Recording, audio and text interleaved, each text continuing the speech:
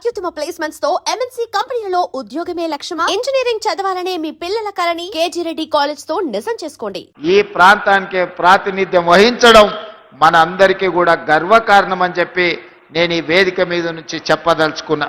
మిత్రులారా, ఈనాడు మీకు అందరికీ తెలుసు, భూపాలపల్లి అనేది ఒక చిన్న కుగ్రామంగా 500-600 జనాభాతో మొదలయ్యి ఆనాడు అన్న పెద్దలు నందమూరి తారక రామారావు గారు మొట్టమొదట ఈ భూపాలపల్లిని మండల కేంద్రంగా మార్చి మొట్టమొదటి పునాది రాయి ఈ ప్రాంతంలో సింగరేణి బొగ్గు ఉత్పత్తికి ఆనాడు పెద్దలు ఎన్టీ రామారావు గారు ఇక్కడ పునాది వేయడం జరిగింది. ఇక మళ్ళీ భూపాలపల్లి వెనక్కి తిరిగి చూడలేదు. ఆ తర్వాత అభివృద్ధి పదం వైపు నడుస్తూ 600 జనాభా ఈనాడు 60,000 ఓట్లతోని జిల్లా కేంద్రంగా భూపాలపల్లి మున్సిపాలిటీగా ఈరోజు రాష్ట్రానికే వన్నె తెచ్చే ప్రాంతంగా అభివృద్ధి చెందింది. ఈనాడు మన కళ్ళ ముందల్లే చిన్న గ్రామం నుంచి జిల్లా కేంద్రంగా భూపాలపల్లి అభివృద్ధి చెందింది అనంటే ఆనాడు కాంగ్రెస్ పార్టీ చేసిన అభివృద్ధి ఈరోజు ఈ ప్రాంతం అభివృద్ధికి కారణమైంది. అయితే మిత్రులారా, నిన్న మన కొంతమంది ప్రకటనలు చేస్తున్నారు.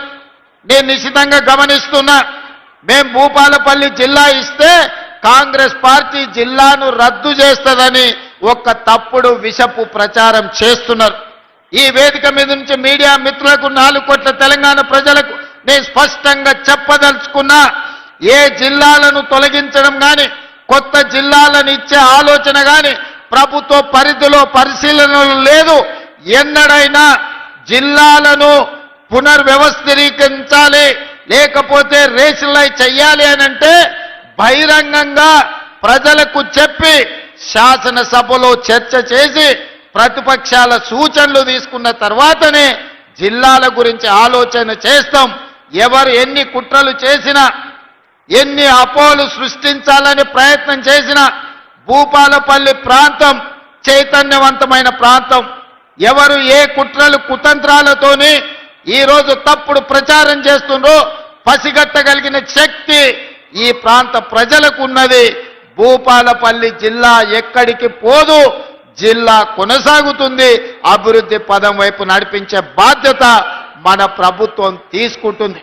కొంతమంది చిల్లర మల్లర ప్రచారాలు చేస్తారు.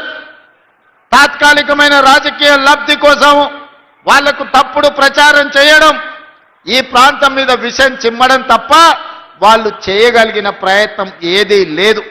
అదేవిధంగా ఇవాళ జిల్లా విషయంలోనే కాదు, భూపాలపల్లి ప్రాంతంలో సింగరేణి గని కార్మికులు అటు ఆదిలాబాద్ నుంచి ఖమ్మం జిల్లా వరకు ఉన్న సింగరేణి పరివాహక ప్రాంతం, గోదావరి నది పరివాహక ప్రాంతంలో వేలాది సింగరేణి కార్మికుల కుటుంబాలు ఉన్నాయి. మెడికల్ అన్ఫిట్ ఏదైతే మీకు బోర్డు ఉన్నదో కాంగ్రెస్ పార్టీ ఆ బోర్డును రద్దు చేస్తుంది.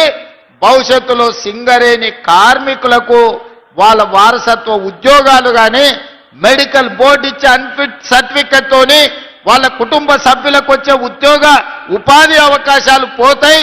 మిమ్మల్ని కాంగ్రెస్ పార్టీ మోసం చేస్తుందని కొంతమంది తప్పుడు ప్రచారం, విషపు ప్రచారం చేస్తున్నారు. అసలు ఈ ఆలోచన ఎక్కడి నుంచి వచ్చిందో, ఈ అవసరం ఎవరికి ఉన్నదో నాకైతే అర్థం కాలేదు. అందుకే మిత్రులు జనక్ ప్రసాద్ గారికి, పెద్దలు దుద్దిల్ల శ్రీధర్ బాబు గారికి నేను విజ్ఞప్తి చేస్తున్నా, ఎవరైనా ఇట్లాంటి తప్పుడు ప్రచారాలు చేసి మెడికల్ బోర్డు విషయంలో విషము చిమ్ముతే వాళ్ళను అందరినీ మోకాళ్ళ మీద కూర్చోబెట్టి 4 ఈపుల మీదంగా దెబ్బలేయండి. ఎందుకు అనంటే ఆ ఆలోచననే ప్రభుత్వ పరిశీలనలో లేదు.